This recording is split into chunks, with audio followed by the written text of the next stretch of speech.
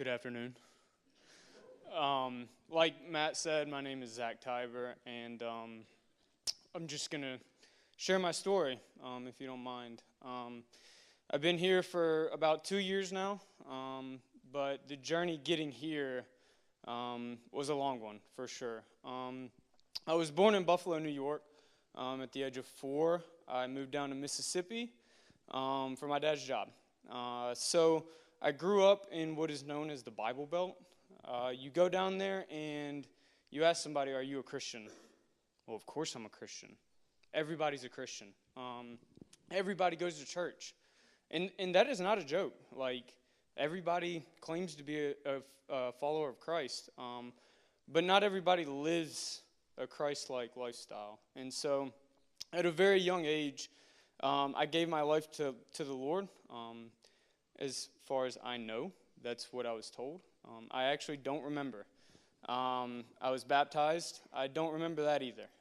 But I was raised being told, you got saved at an early age. You're a Christian.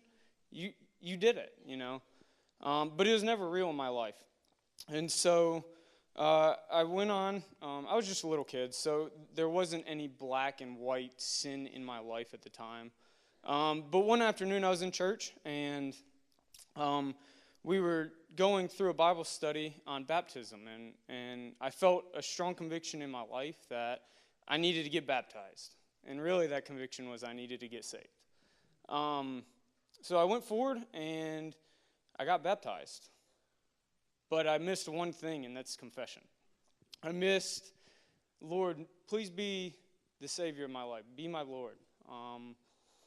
And so it still wasn't real. As real as it looked, it wasn't real inside of my heart. And so soon after that, the world started gripping my life in a way that I actually didn't see until recently, in the past couple years. Sin started controlling my life.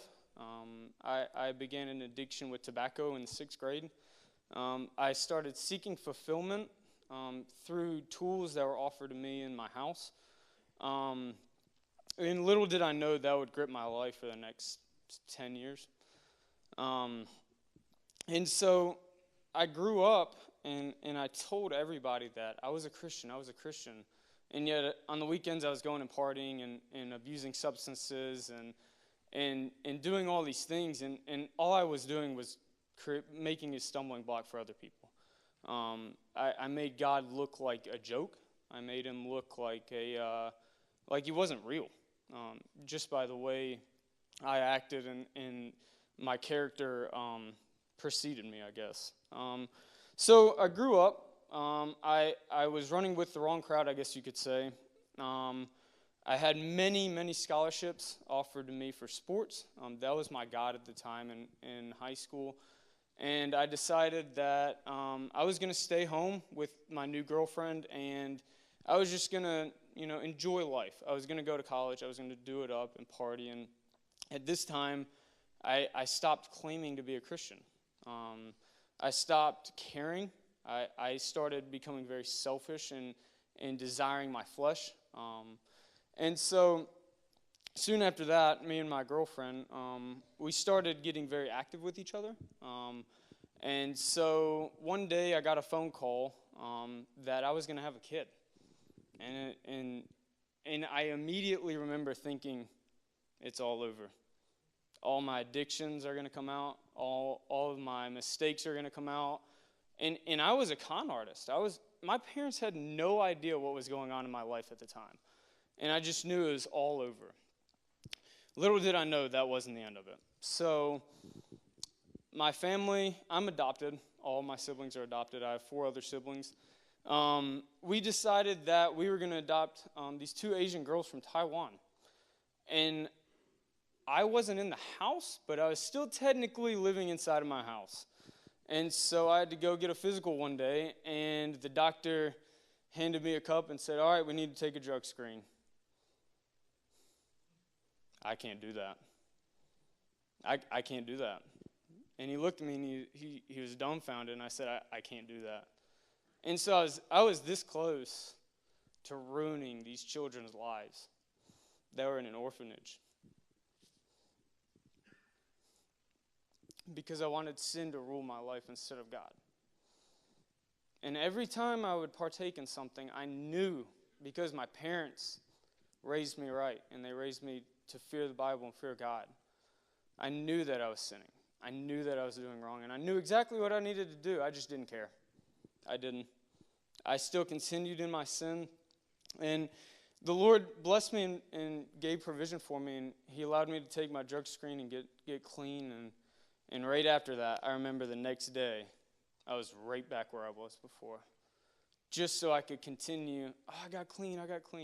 Look at me, parents. I'm doing good, and I just went right back where I was, So I moved on, and the 9 months had proceeded, and I had to come home. I actually ended up getting a baseball scholarship in Tennessee my second year of college. And so I came home, and I had this beautiful baby girl, and I loved her. And about a month later, I got a text message saying, "Not your kid. It's not yours." And I just remember thinking, like, why, God? Why? Why would you do this to me? Little did I know I was doing it to myself. That wasn't the Lord. You kidding me? He was trying to save me. He was trying to show me I'm merciful, I'm graceful. And I just didn't care. I just wanted to do what I wanted to do, and I just wanted to point a finger at somebody else. So I quickly came home, finished schooling, and I made the great escape. I wanted to go where nobody knew me. I wanted to go where nobody cared about my story. And this is where I ended up. And I am super grateful for you guys. I was working for Provia down south at a siding company, and they moved me up here to their door company, and it was perfect, and nobody knew me. Nobody cared. I could start all over. I could start a whole new life based on a lie. And so I was working with a guy, and he invited me here one night to the well. He doesn't even go here. Just invited me, and I said, I did it down south. I tricked those people. I could probably do it to them. So I came. And little did anybody know here that I was caught up in a daily drinking habit that had continued for about 2 years, every day. And so I would come here, and I started slowly coming here, and I'd go home, and I'd dwell right back into my sin. I'd go right back to where I was. And I didn't hear, I didn't listen, I didn't care. And then one day I talked to this guy, and I don't know why, but I asked him, I said, "Why are you so happy all the time?" I didn't get that back home. I got people that said, "I'm a Christian, okay, let's go to the bar, let's hang out." But not here. It was different. And I remember talking to Vinny, actually, as who it was, and I said, why are you so happy? He said, "Man, I got something called joy." I said, "I got joy, I'm happy." He said, "No, joy only comes from the Lord." And what I really quickly realized was I had happiness. I was buying things. Oh, I want this. It makes me happy. Go home, I didn't care about it, It wasn't satisfying. It wasn't fulfilling. And he said, "I've got something called joy, and it doesn't matter what happens to me. I have the Lord." And the Lord shot me with a shotgun in my chest, and I was like, what in the world is happening? I was like, what? I'm a Christian?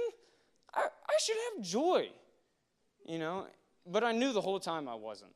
I knew that I wasn't saved. And so for the next 3 weeks, I remember going home and thinking, I'm going to die. I don't know why. I don't know what was happening. I do know what was happening, but the Lord just kept working on me. And if I were to die, He kept telling me, "You're not spending eternity with me." And that scared me badly. And you can imagine a 22-year-old kid who's super prideful and has everything that he could imagine being scared. And I didn't like it. And so one night, April 6th, I remember sitting down, and I came home from work, and I started doing what I did every night. Popped the bottle open, and I was just watching TV, and I just remember thinking, if tonight's not the night, it's never happening. I don't know why. But I felt like the Lord was telling me, this is your last chance. I'm sick of you causing people to stumble and making a joke out of my name. So I set the bottle down, and I do not encourage anybody doing it this way. Please don't. But I was severely intoxicated at 11 o'clock at night, and I called Vinny, and I told him, I said, I'm not saved, man. I need you. I need you to come over and help me. And I remember just sitting there for about a half hour maybe. And this is 11 o'clock at night on a Thursday. So we got work.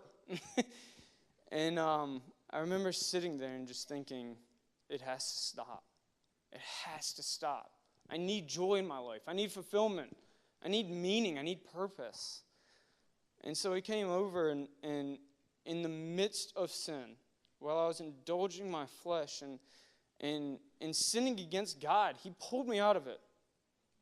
Right then and there. Right in the front lawn. And I remember thinking, I have peace. I woke up and I still remember not being really able to see straight. But I remember being happy. And I couldn't explain it. I remember texting Vinny and I said, now I know what it feels like. Now I know what this joy is that you have. And so it was a slow journey to this point from then. That was April 6th of 2017 last year. And so I was encouraged really quickly to get discipled. And so little did I know that was going to be probably the most fruitful time of my life and the point of my life that I would see the most growth with the Lord. And I just remember thinking, I just got to get through this. I got to get into MTT. I got to get into classes. That's where it's at, you know. And so little did Ryan Beach know that he would learn a lot of patience with me, I'm sure. And I don't remember him having gray hair until after he started discipling me. But I remember asking him, I said, so, man, like, when are you going to disciple me? Just thinking, like, it's just discipleship. It's no big deal. But I again quickly realized that was the most fruitful time of my life. That was the time that I got to learn how to rely on the Lord instead of the world. That was the time I got to learn how to study the Bible from a believer that's been doing it for years. And so thank you. Thank you for what you taught me and how you led me so patiently. So I got through that, and I was thinking, you know, what's next? And so obviously MTT was the next move, and so now I'm in MTT. I'm the one. Brenton's obviously not the one that's in MTT, as you heard. So now I'm in MTT, and I just have this innate desire to pursue the Lord, and I'm glad that I haven't lost my zeal. I'm glad that He's preserved that for me, and I've been saved from so much, and I've been saved from eternity away from Christ, and so I just feel like it's my due diligence to Him to just serve Him and grow in Him continually. I want to thank this church. You've given me opportunities, Matt. You've given me opportunities to lead people, to stumble a little bit, and to learn growth, and to learn how to go with the flow a little bit more, and not be so stiff and rigid. And so after this point, after MTT, I plan to pursue LFBI, and I do have this desire to work for the Lord full time one day, and hopefully He allows me to do that. But I just feel like I had so many opportunities to give my life to the Lord, and I just chose not to, that other people deserve to have that same opportunity. So that is my story. I appreciate you guys allowing me to share. I hope it touched at least one person in this room. So.